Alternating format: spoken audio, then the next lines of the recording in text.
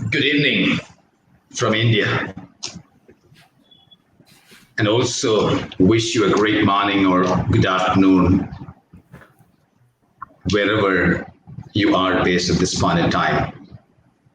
This is Uday.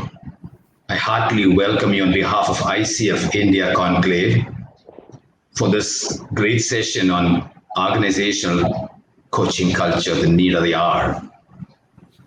I'm privileged and honored to be with you to introduce the speakers and also introduce the topic. Thank you for joining us. We welcome your whole presence and active contribution to this session. About this session, a growing number of organizations recognize the value in building a coaching culture that offers employees at all levels the opportunity to grow their skills, enhance their value, and reach their professional goals, while also building a high-performance organization. A coaching culture in organizations can create an environment where every employee is encouraged to find answers themselves instead of looking for direction from their supervisors, thereby increasing the overall capacity of the organization. Today, we are blessed and blissful to experience listening to our elite panel comprising of an HR leader of one of the largest technology companies in India, a master certified coach, and a seasoned corporate leader. They will provide thoughtful and quality insights delving into building a coaching culture in organizations and how the same would turn into long-term enduring benefits. Well, I have the pleasure at this point of time to introduce you to the three speakers or panelists for the day.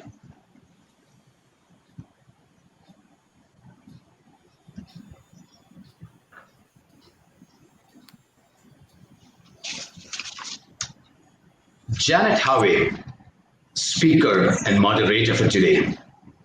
Janet M Harvey, best-selling author of the award-winning book Invite Change, Lessons from 2020. The year of no return is the CEO of Invite Change, a coaching organization that shapes a world where people love their life's work. An early adopter for creating a coach-centered workplace, Janet has trained and coached leaders at Fortune 500 companies across 6 continents for more than 25 years. She has been a distinguished board director for the Thought Leadership Institute of ICF, and Janet also serves on the ICF Global Enterprise Board and is an ICF Global Past President, a certified mentor coach, and accredited coaching supervisor. Welcome over, Janet. I now move on to introduce Janine as CTO, SVP, Senior Vice President of Dell Digital. Janine leads technology transformation services development. She has spearheaded numerous strategic initiatives, the Dell EMC integration, and numerous technology conversions, drives a positive customer experience. A collaborative leader, Janine strengthens interlocks across teams and agile frameworks that rapidly deliver value. She has done MBA from State University of New York. Janine and her husband live in Austin, love her time with dogs, cats, and 2 daughters. Welcome, Janine, for this session. Thank you.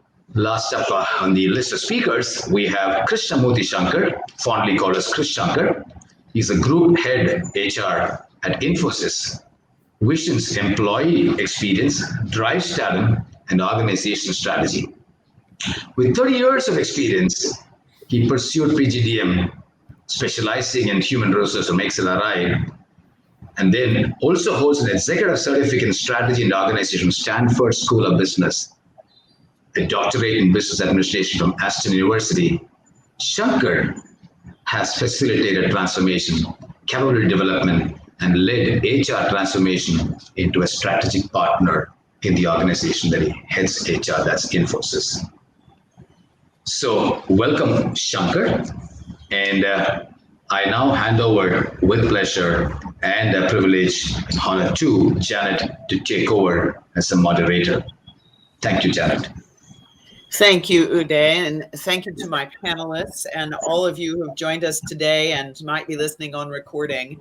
This is such an important subject, and I'm thrilled that we have an opportunity, although far too short, to cover in the robustness that our conversations leading up to it included. So we'll do our best to give you the most important highlights and encourage you to connect with each of us as things that are open to surface don't get answered today.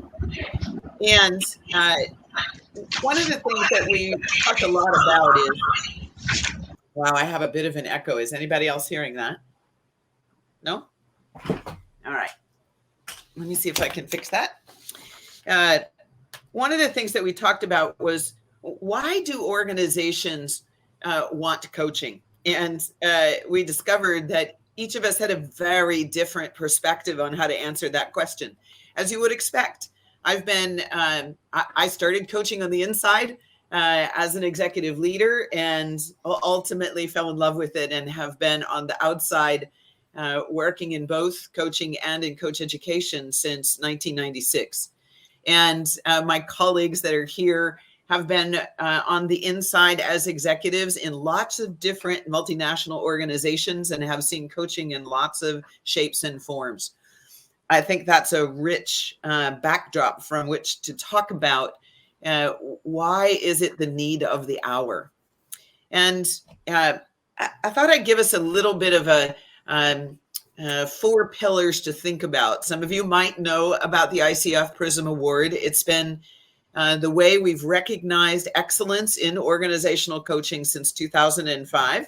I thought you'd be interested to know that Tata Consultancy Services won that award one year, and I've given you a link here for the case study. I know you'll get these slides after the session. But focus your attention for a moment on the 4 bullets here. It fulfills rigorous professional standards. Most of you probably know that the majority of organizations today use the criterion of, has this person received rigorous training? Have they done peer review? Is there evidence that they've demonstrated the competency of coaching? That's kind of a simple, rigorous professional standard in every organization. It doesn't have to be ICF, of course. It could be other associations in the world. But organizations are savvy enough now to ask that question. The other is the coaching that's being provided in the organization addressing a key strategic goal? At the end of the day, the organization's the first customer, always the first customer. And every person inside is contributing to that enterprise being more successful on the path of themselves being more successful. So we always have both of those objectives in our mind, which means we've asked the organization, what are the key strategic goals that the capability that's developed through coaching will contribute to? Now, how does organizational culture get shaped? By every one of us, every day. How we show up, what we pay attention to, how we contribute, the way we collaborate, the way we team, our understanding of our markets and our industry and our customers. These are all relevant content areas that coaching is addressing. And then, of course, is it yielding discernible and measurable positive impacts? I know this is one that coaches often wring their hands about. So do leaders inside of organizations. And one of the things that I think the more than 25 years of organized coaching in the world has brought us is some discipline around this, translating what is often seen as soft skills development of the human in order to be more effective personally and professionally, to make the linkage to when I behave in a new way, when I behave more productively, I'm going to produce better results. And being able to, shall we say, connect the dots to ensure that we're able to show that discernible and measurable impact. Our panelists will give you some insight into how they've seen that operate in each of their organizations as we walk through some key questions. And why don't we start with that? I'm going to stop share. And Janine and Krish, let's work with the first question here, which is, When in your career and in your current organization, so you can kind of give them a little bit of your history and worldview about coaching in organizations, when did you first become aware of coaching? And where do you think it is on the maturity path today? Which one would like to go first? Oh, I'll go first. Right. Yay. Thank you, Janine. Yay, got a volunteer. So as I was thinking about what you were just saying and kind of my own experiences with coaching, I would say, so one, I was introduced to coaching very early in my career. So I was lucky, I suppose. I, like Krish, have been working almost 30 years. And it was used as a mechanism to help kind of high potential leaders evolve from in the different levels of their career. And so I would say probably that was a good over 20 years ago. Wow. Probably early on, right? Yeah. And it was not super formalized at that time because I think to your point, it is something that is maturing within companies even to this day. And I think companies have gone, coaching has been front and center, coaching has taken a back seat, has gone front and center. But I think it's more front and center now because I think the benefits, and to your point, quantifying the benefits are now what we're starting to see. And I think we'll talk about that in a little bit. But like I would say my point of view on this is that when you lead as a coach, when you develop skills which are, think about what does a coach do on a team, right? A coach leads the team. Nobody's confused about that. They set the direction, they set the strategy, they enable their players or their employees to perform their best. They push them when they need to be pushed. They're clear on the outcome. And I think the most important role of a coach, and I've done this myself, which I've learned through the years that is actually my style is very much like that, is you put the right people in the right positions. And that is what enables success on a team, and that is what enables success in a company. So I would say, kind of my background on this as I moved through the ranks, I had that benefit early on. And then I think I realized the insight about myself is that's pretty much how I lead. Terrific. Thanks, Janine. And Krish? Well, I think, just like Janine, it's probably about 2 decades ago, or 20 years ago, when, early stages of coaching. And, when I think the company, and when I was used to work in Unilever those days, and I think the Unilever introduced for the first time what we call as a performance development plan as opposed to an appraisal. And I think coaching started as, being talked about as very important. I think that's the first time I heard about it. I've seen many changes over the years and many coaches and many things. But your question is where is it now? And I think this is very much contextual, depending on companies, different companies. But from what I've seen, and I talk about a large majority of companies in India, is that coaching is a bit patchy. But again, let me kind of peel a little bit into it. I think there are 2 points here. I mean, I think there is the thing about what you define as coaching. Right. There's lots of daily people management, direction setting is all there. I think that's all done. But the true coaching, in the sense, that many of the coaches here would define, I think that part is a little bit patchy. I've seen in many organizations coaching, when it is done as part of formal development planning or formal, leadership development program, then it's done much more carefully, and it takes lots more effort of everybody. But coaching as a day-to-day activity done by leaders, I think there it's patchy.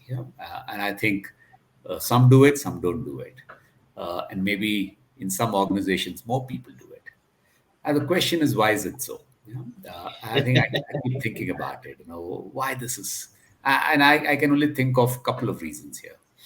I think firstly, sometimes it's just the time horizon of what you need, and I think if people are looking at short-term kind of changes, and the people are looking at careers and things which are not very longer term, then I don't think coaching comes first thing to their mind. They tend to become more directive and tend to become more task focused. So that's probably one of the reasons. I think the second one is lack of capability, and this whole thing about how do you build that capability and where do you build it. That's a question amongst leaders. I think third is there is also a feeling that I think again it's quite blurred, but I see most people prefer a lot more about career mentoring and career advice rather than performance coaching. Yeah, and I think that's a lot more prefer that. I think it's likes of people, and not many. If I just ask 10 of my leaders saying, "Listen, I want there are some areas. Do you like a coach?" Not all of them will say yes. But if you tell them, listen, here it is, we want to develop, and do you need a mentor? Almost 80% would say yes. So I think it's something, and that could be only in India, but I'm just giving you No, it's perspective. everywhere. It And is probably historical too, right? Like that was kind of the organizational like pattern that was used for decades, right? And I think we're coming out of it, but I think you're exactly right that it differs by company, culture, and style of leaders. And Chris, you brought in something else that I think is important, which is when there is a formalized development mindset in the organization, you find coaching deployed with a bit more consistency and rigor to it. And I really like the way you talked about, so there was performance appraisal forever, right? Every HR leader and every leader had to fill out the form once a year. We moved to performance development planning, which was crazy making for employees, because am I having an assessment conversation or am I having a goal setting conversation? And when the two got mixed up, we reduced psychological safety. Big problem. So now we've moved to separating them and having a daily performance conversation and a periodic development conversation. I think that's good news. However, as you point out, who helped the leaders figure out how to adopt a mindset for development, and what does it mean to have that conversation? So, Janine, you're speaking to the natural capability. You know this about yourself. But if you were to take on Chris's challenge, how would you develop your direct reports to be coach-like in their work? I mean, I am a big believer that your teams, your organization, watch your own behavior, right? Don't say it and not do it. Say it and do it, right? That's also a credibility issue with the leader. So I think first and foremost, it's by how you lead. Second, I do think it's critically important that coaching as a discipline is something that is supported both at the HR level, by the team level, and that you've got the ability to drive it down within your teams. And we've done a lot of interesting things at Dell that have, we've got formal coaching, we've got online coaching, we've got informal coaching. It is an expectation of our leadership, right? So I think when you have those variables that come together, so most important, how you behave. Second, how you treat your people. And third, what you drive your folks to do. I think you can drive that coaching culture within your organization. And then I think the other thing that I think is really, really important that gets missed, but I love the fact that you mentioned this in the beginning on measurement, is that, some teams, it's not luck, right? I've had teams that I've taken over that have been poor performing teams, and that, maybe the leadership looking at it think it's a people problem.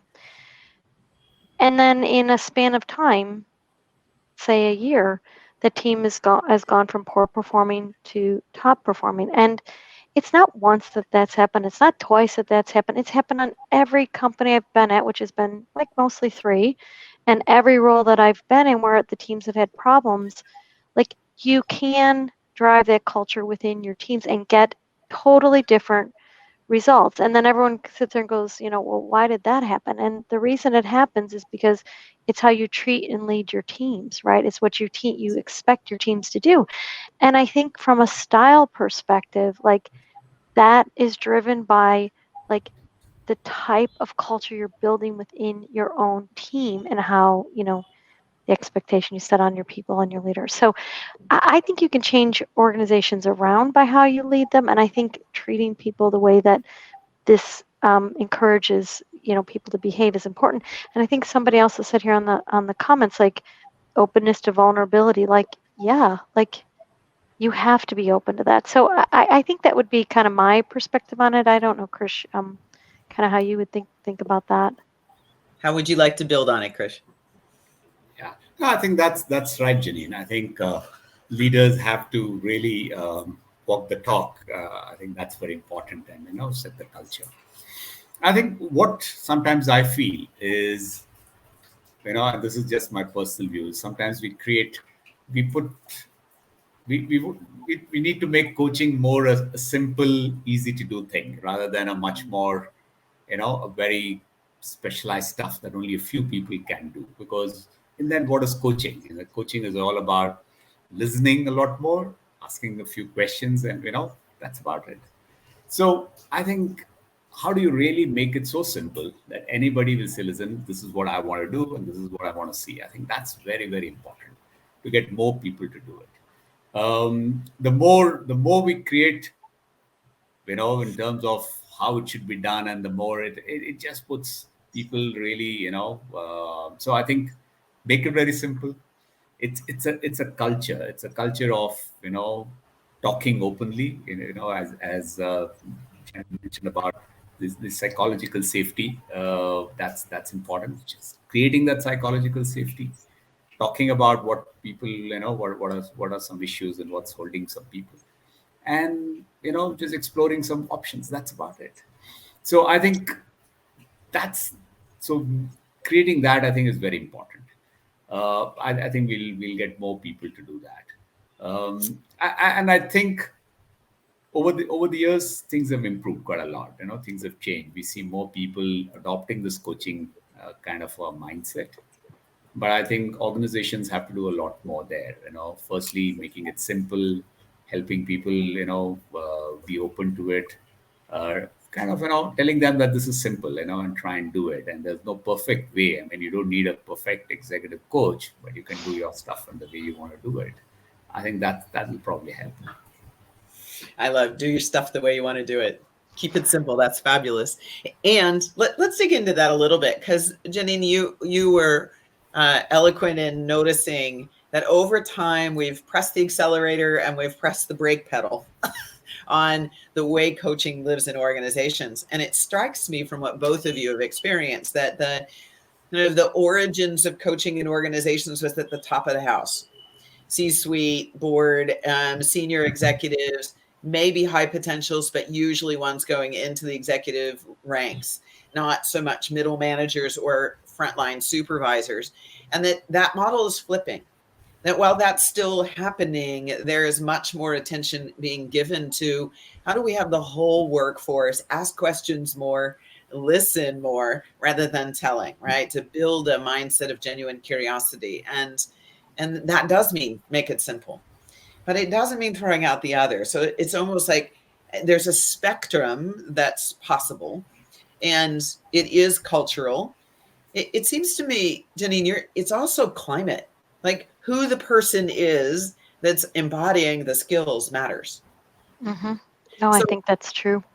Who do you need to be before you start adopting coaching skills? Like who are the naturals?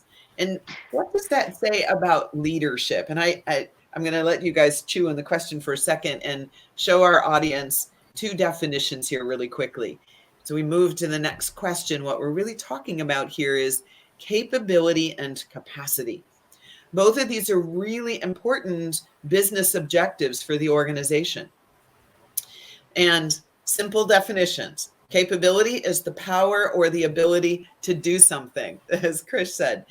We need to do stuff. Yeah, of course. And it's not just transactional. It's who are you being when you're doing stuff. That capability is what makes the skill set and mindset of coaching strategic, not just tactical. And then, of course, the capacity, the amount that something can produce, which gets to the measurable question. How do we look at productivity? How do we look at engagement and translate that into revenue or margin, either one, net promoter score, if you're thinking about it from a customer perspective. So our hypothesis here is that a coaching culture driven by the leader and how they show up, is able to produce increases in capability and capacity both. So that's our next question. How does that happen as you two see it? Yeah, I mean, I think I'll jump in and then Krish, you get the next one, okay? I think you I learned by my own experiences, right? And I use experiences as examples because I think that is a simple way to explain what you mean. And I think when you think about, I again go back to, because it's pretty easy to understand. You go back to any sports team and you go back to any role of a coach on a sports team. And, they are emphatically setting the mission for the group.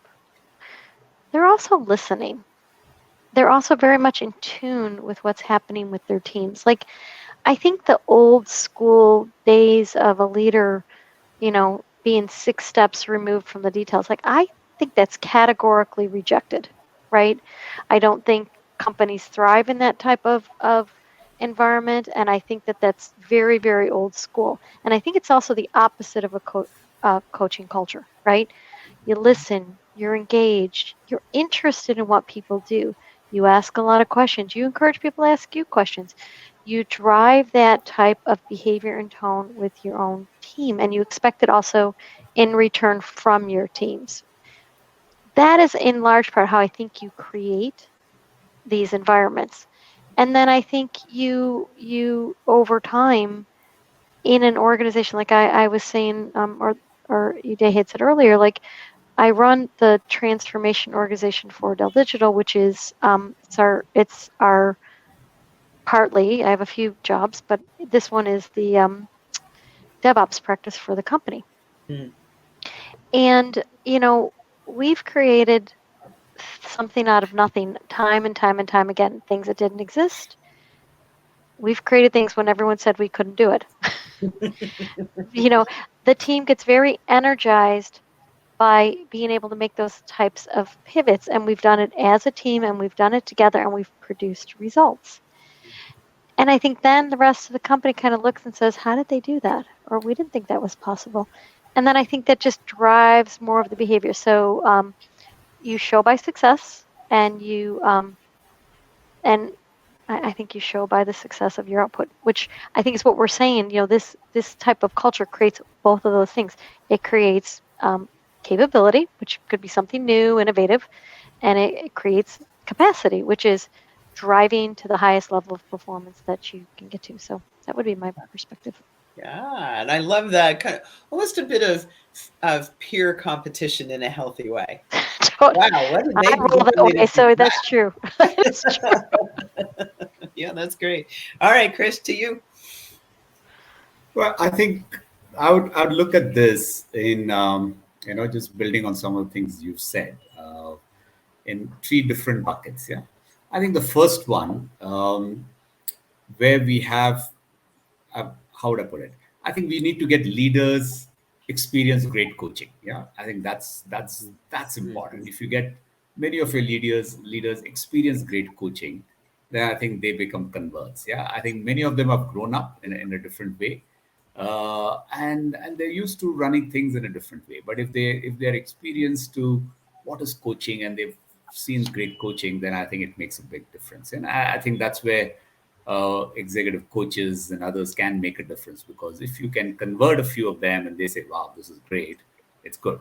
But the key thing is keep it simple, not to make it too complex, but keep it simple. But let's get as many leaders experience coaching.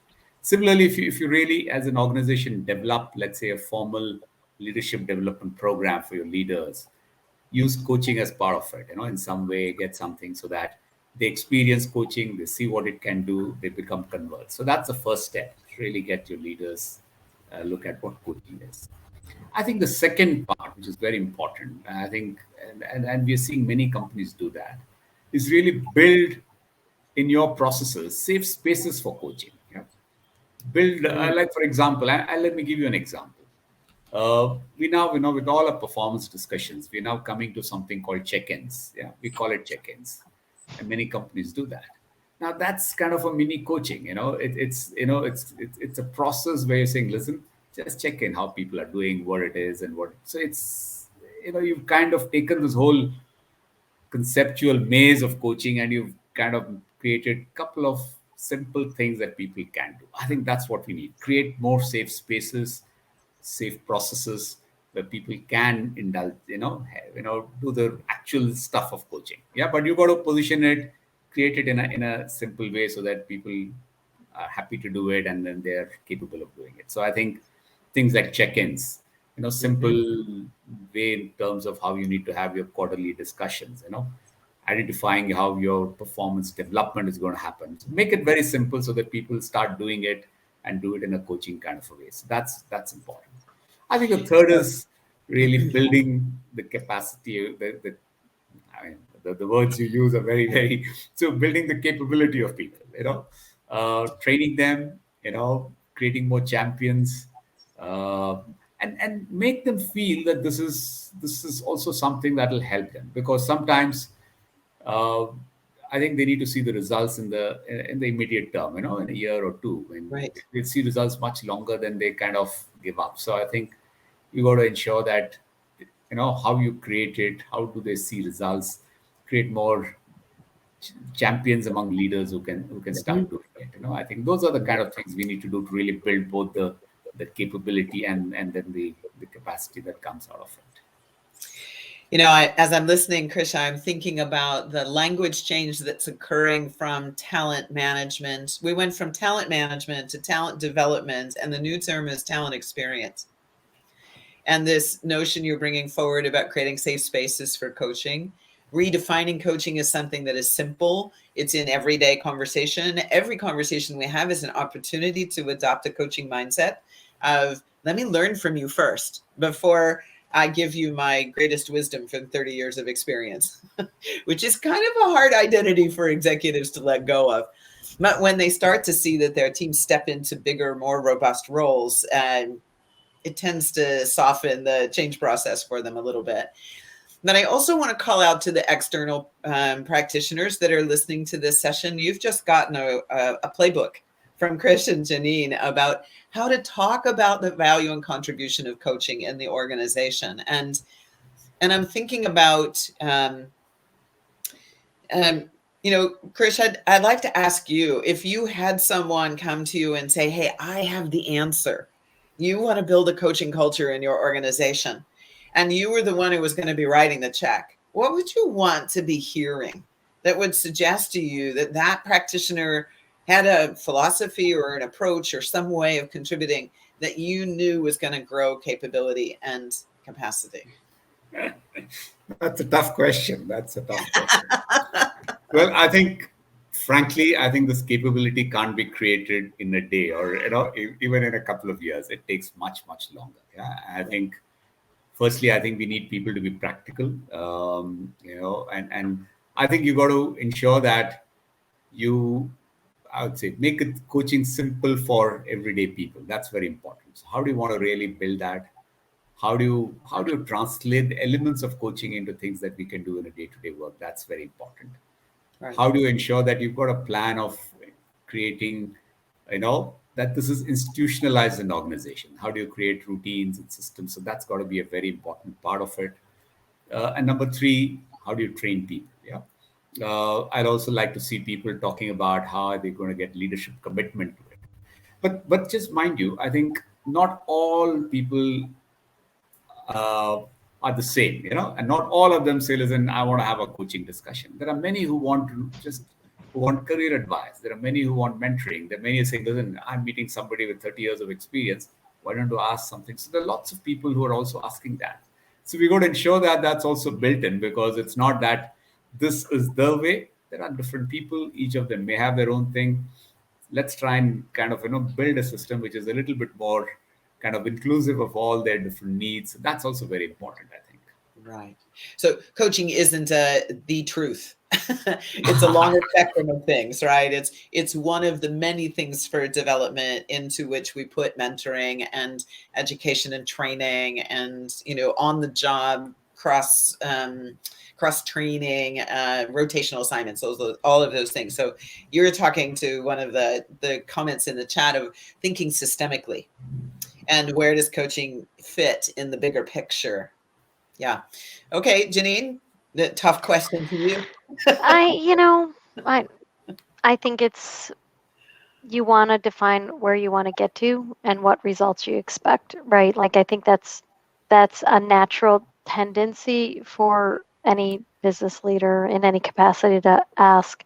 You just want to know what you're working toward. Now, I think Krisha's right. Like, Rome wasn't built in a day, right? Driving that kind of cultural change and having, perspective on the different ways that different people are in an organization. Like, you got to take all that, blend that together. So I'd say if I was writing a check, I would, one, want to see what the plan looks like, and two, what the expectation was on the outcomes, right? Yeah. But as a pragmatic person, I would also expect that would be something that would evolve over years, not, within a fiscal year. So that's the tension point, folks, for all of us, that we want to sell business into organizations because we believe in the positive contribution of coaching. And buyers and organizations want something in a nice, neat package. And that's not coaching, right? The coaching rhythm is a marathon, not a sprint. It requires thinking systemically. It requires tying it to strategy. Yes. And then simplicity is the next friction point. Yes. So, we're kind of in a tough place. So let me put another piece of data on the table for everyone here. If you've not picked up this book, it's called Enterprise Wise Coaching. A colleague of all of ours from New York, Dr. John Hoover, brought forward this thinking. I want to make this a little bigger so that everyone can see it. He wrote this as the 10 commandments of enterprise coaching. And I think our wonderful panelists here have spoken to a number of these. But coach in the context of the strategy of the organization. Make sure there's alignment. We saw this in the chat comments. Yes, people, performance, and profitability. Keep the voice of the organization alive. Like, if it's not relevant to the work they do, if the coach is bringing something totally outside, not going to work. Coach to the organization coalition. All of these stakeholders matter. They need to be incorporated. Co-create the engagement. That's kind of what we were just talking about. The coach isn't driving the session experience. The client is driving the session experience. And that's the enterprise and the individual leader or team that you're working with. Establish and maintain an empowering culture, shared beliefs, values, expectations. Get to know your sponsor leader. What is the climate that they're creating? And that they're always co-clients and co-beneficiaries, and no data left behind. You want to track both the qualitative language of, I feel more confident, I am operating in a more consistent way, and the quantitative, yes, I'm producing results on budget more often or on time more often. And I'm purposely being simple because I now want to give that back to our panelists to say, let's get serious about, how do we prove the case? What would be important for the two of you as you think about, how do you justify your change in leadership behavior personally? And as you think about coaching in the organization, what makes it worth it? What's the value proposition? Janine, over to you. It's a tough one. That was your question. I go back to results. Like, I think you get the runway to drive the kind of behavior in your organization when you get outstanding results. I think outstanding results are based on, you as a leader and your behaviors and your team and how they're leading their teams, right? So what you have to have as a leader in your organization, though, is the space to produce those results. And you have to give your teams the space to fail, right? Now, if you do that, so one, I'm assuming that, because I know how my orgs run and I know how my leaders lead, like, they do drive this type of, behavior. But you have to, there's a balancing act there that you need to really, as a leader of a large organization, you have to be very cognizant of that. So I would say, the results stand on their own. They're incremental. You build your storylines around the results you're getting. You're getting those results because of how you've empowered your teams. Right. And all these things kind of build on each other. It can be done. And like I said, I've done it in the role I'm in today. I've done it in past roles. But you really got to just, you got to have a plan, and you got to understand how that plan shows the results that you're driving toward. And you got to be able to tell that story. So I think there's a lot in what I said. It's not some simple formula, but I do think, again, it does start with the leadership of that organization. Yeah. Wonderful. Thank you. I want to come work on your team. Okay. My team's awesome. Good. No, I think the leadership is important. It just sets the thing. But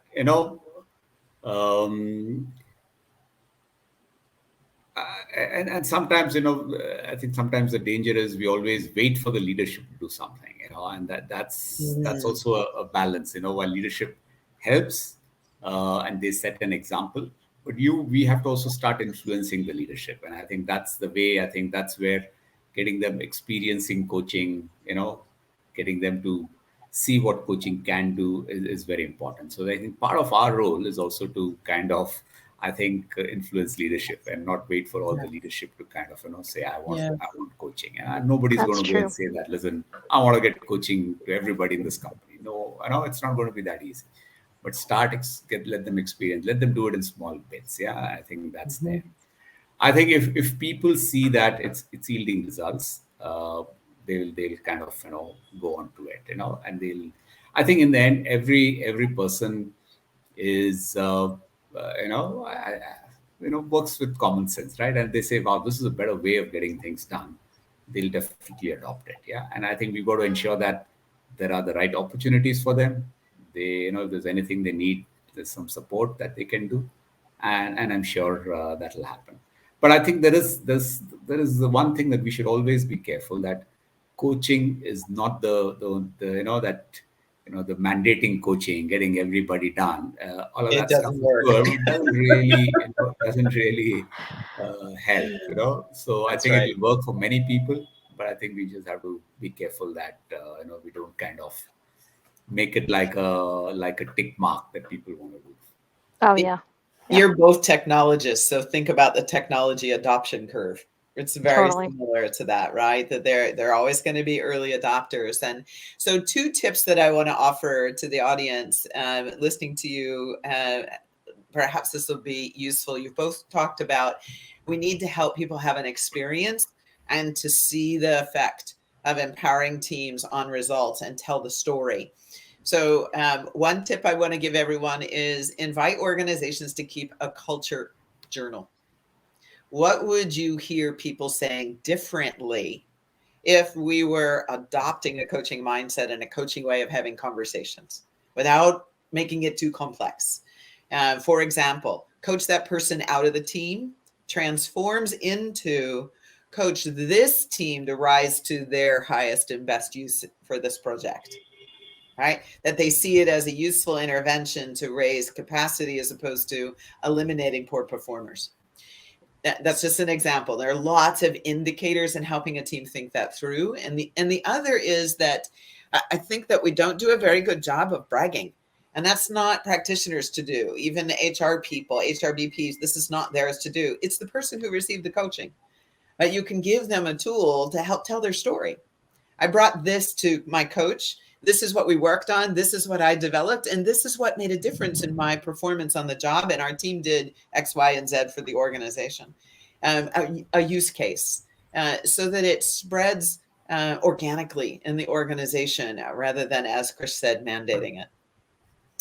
So questions now. We've got about 10 minutes left. What would the group like to ask this panelist? Janet, can I move in and share a few top-end questions which has come up from the audience? There is no particular order, but what came importantly for me, let me sense and share that. Anbu, says, asks a question. Currently, coaching is available only in a very few organizations. How do you make it available to anyone who likes to take it? So I'll leave it to you, anyone to respond to this or everyone to chip in. So No, I think what Anbu is saying is, if you look at coaching as defined in its pristine form with a coach, and that's right. hold on a second, Chris. That's not really available in many organizations and for many people. But if you were to look at coaching as a way of life, in its different elements, then probably many people may be doing it without calling it formal coaching. Yeah. So therefore, I think we just have to make that distinction. And Janine? I think that's true. And I also think one of the things I thought Dell did that was pretty interesting is, as everyone pivoted to working from home and, we kind of got to this, and we were working on it actually ahead of that, but you can scale a practice. We do maybe it's 1 to 10 on our online coaching practice. So I think just think about how we're delivering that to people that want to participate. And we've made that available to a far greater audience because we're able to scale that practice much more than a one-to-one type of relationship. So I think it's all of those things. I think it's, organic in your org, it's informal, it's formal one-to-one, with a coach. But I also think through how you can scale your practice wider so that you can hit more people and make the, kind of some of the fundamentals of coaching available to a wider audience. I love both of those things, and I'm going to add a slightly different angle, which is actually I'm writing an article on this. If every human in an organization could say, I don't know, can you help me? We would have daily peer coaching going on. So there's something about our stereotype of being an expert, being top of your game, that doesn't allow people to be in a conversation for the purpose of exploration, discovery, learning, wonder. And that's what we have to break through. All right, next question, Uday.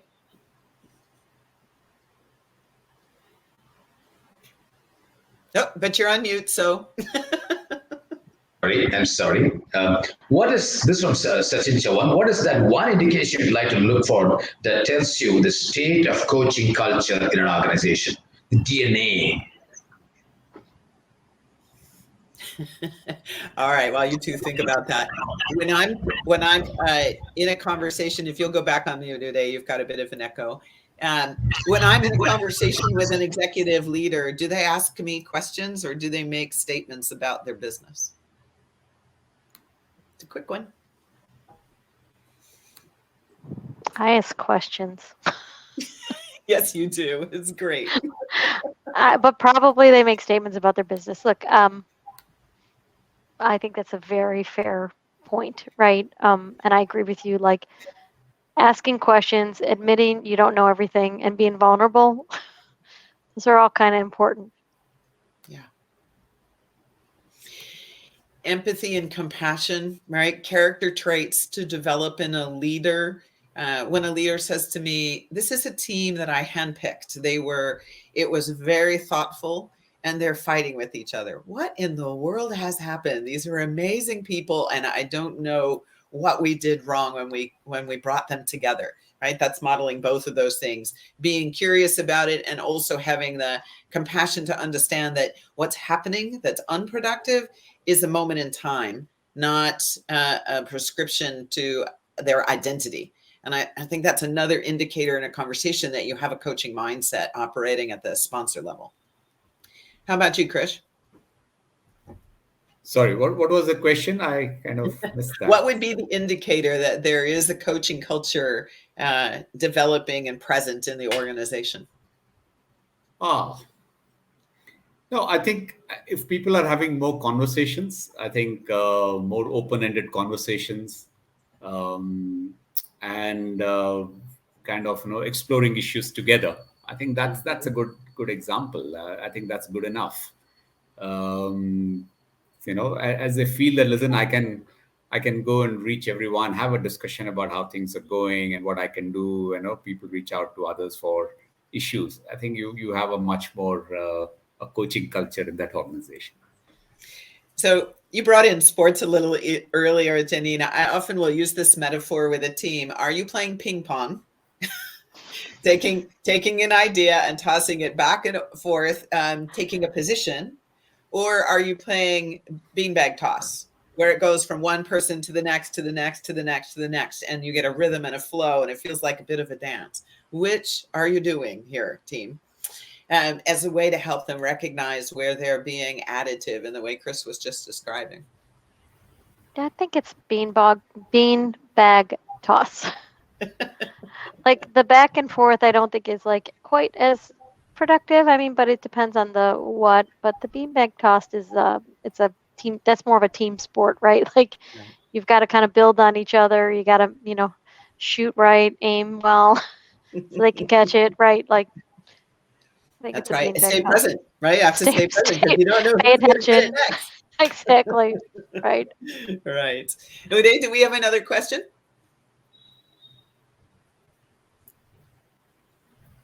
From Thomas Uman. Why do organizations outsource coaches when it's expected leaders need to use it as a tool for people? Great question. Why do they need it? Yeah. It's a powerful question. Who wants to take it first? No, I think there are some areas maybe where you got to deal with what I would call as, very senior leaders, where you got to deal with issues where, leaders may feel, listen, I need somebody who's, an outsider better. I think, there may be areas where significant transformation is needed and you may, feel that somebody from an outside may be useful. I think those are areas where I think, as you call it, outsource coaching really works. But I think in the day-to-day work, I think coaching is best done by the internal leaders. Coaching is best done by the people who are there in the team, because they know how things are, they know what's happening. So I think I would say 90% of the cases, you need internal coaching discussions. There may be a few where I think you need an external thing, and therefore you can really use that in some cases. Mm-hmm. Yeah, I think that's a really good point, Krish, because I think, any executive coach that I've had has always been a third party, but they also have to have the ability to do their job, right? And sometimes delivering a blunt message, meaning, maybe it's time you switch jobs, maybe it's time you switch companies. Like that's all part of, they have to have the safety to be able to operate and be true to themselves too. So I think that's why. But look, it's going to be all of those things. I don't know why companies tend to do a lot of it external, but I think their important point is the work that is done internally, because that's every single day versus a one, point in time engagement. So I'm going to do something a little provocative, building on what Krish and Janine have said here. There are many, many, many ways in which coaching can live in an organization. Simple, everyday conversation, to Krish's point. Very focused development of a team leader to bring their team alive and help that team be more productive. Learning and development exercises, specific high potential processes where you have a surgical insertion of coaching, absolutely can be done by an internal or an external. C-suite executives who want an external to not have bias, to be able to have a confidential place to be cranky if they need to on the way of figuring out how to break through something that's blocking them. But there's this thing called confidentiality that comes up all the time. And at the end of the day, what an organization really wants is the transparency and openness to be able to say to the boss, look, this is a bad idea. And here are all the reasons why it's a bad idea, and not have that be a career limiting move conversation. And organizations don't have that psychological safety yet. So external coaches help build courage and competence to have that quality of conversation. Not coach to senior where the senior says, do this for my leader, but coach the leader to have that conversation with the senior about what needs to change. What do we need to transform in our relationship and in the way we think about the organization? That's our greatest contribution, is busting the myth of confidentiality, which is often the reason an external is brought in. Doesn't mean it surgically isn't important, but keep our eye on the prize. How do we build capability and capacity in the organization? It's true. Well, this has been a very engaging, highly synchronized. Thanks to Janet, Janine, and Krish for bringing in diverse perspectives and so much depth. The jury is still out. There is so much more we could learn from you. There's so much more that the environment, the ecosystem is offering us in terms of learning. As much as coaching needs to be institutionalized and therefore create that flywheel sort of momentum, what I picked up, very nicely and interestingly, a few nuggets. You all harped on psychological safety, which is embedded with the ICF competence too, about creating that trust. Keep it simple and keep going. Balance between the developmental conversations and the coaching conversation is more of non-directional and whatever. And also I heard thrice from Chris saying that, folks prefer career mentoring vis-a-vis coaching. The understanding about how can we influence the top leadership, how can we reverse the pyramid, so to say, by doing the coaching process. Well, my head is full of thoughts and emotions going on. You have been very generous, all the three of you, absolutely brilliant in your perspectives, which you brought about, very enriching. And I'm aware that there are a few questions which could be available in the chat box, or otherwise we couldn't do justice. And I really regret and feel bad and disappointed about that, but then we need to maintain a time boundary. So I get into the gratitude note of thanking you, Janet, Janine, and Krish, for investing quality time, taking our invitation on behalf of ICF India Conclave to be with us, and not just be with us, but contribute and value add to the presence and the development of the audience. We had about 70 odd folks listening right through on an average, and I'm happy also to acknowledge and be grateful to all of the audience, who could be a mix of coaches, aspirant credentials, industry stalwarts, students, as well as from private voluntary organizations. I'm also thankful on behalf of ICF India Conclave, Chennai chapter is hosting this, but then we have Bengaluru, Delhi, NCR, Hyderabad, Mumbai, and Pune chapters of India collaborating for this effort. My heart also goes to with immense gratitude to the sponsors for this event, and they have been the real backbone for our support to make this really affordable and really evangelic in the process to offer it to a large, wide community. We have 1,000 odd registrations coming in as of yesterday.